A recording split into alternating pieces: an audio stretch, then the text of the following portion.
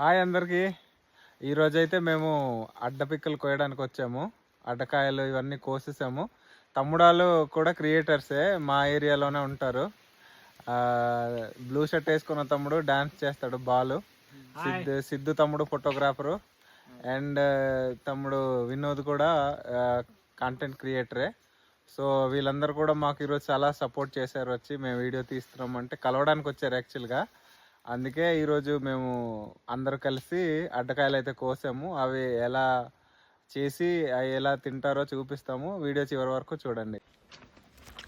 మేమైతే ఇప్పుడు కొండకు బయలుదేరుతున్నాం. అడవికి వెళ్ళి అడ్డకాయలు కొయ్యాలి.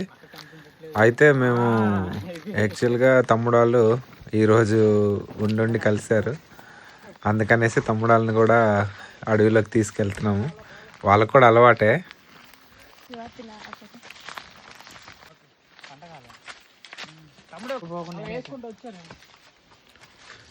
దారిలో ఉసిరికాయలు కనిపించాయి, ఇవి కూడా కోసుకొని వెళ్ళాము. మనం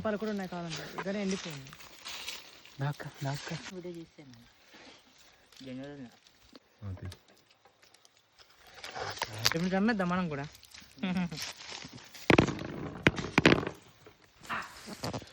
అందరూ క్షమించాలి, అడ్డకాయలను చూపిస్తున్నాము. అడ్డ చెట్టు చూపించడం మర్చిపోయాను. నేను ఎడిటింగ్ చేసేటప్పుడు నాకు గుర్తొచ్చింది.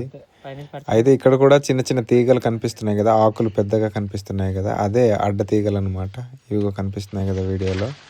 అడ్డ చెట్టు కూడా, ఆ అడ్డ చెట్టు నుంచి అడ్డ తీగలు అనేవి ఎక్కువగా సాగుతాయి అన్నమాట. అవి తాళ్ళుగా కూడా వాడతారు. ఆ ఆకుల్ని ఇస్తరాకులుగా కూడా ఉపయోగిస్తారు. సో వీడియో అయితే లెంత్ ఎక్కువ అయిందని చెప్పి 2 పార్ట్స్గా డివైడ్ చేసాము. ఫస్ట్ వన్ చూసిన వాళ్ళందరూ కూడా సెకండ్ వన్ కూడా చూడాలని కోరుకుంటున్నాము. ఎందుకంటే అక్కడ తమ్ముడాళ్ళకి రాగి పిండితో కలిపి రొట్టెలు కూడా కాల్చి ఇచ్చాము. సో ఆ సీన్ కూడా మీరు మిస్ అవ్వద్దు. దయచేసి సెకండ్ పార్ట్ కూడా చూడండి.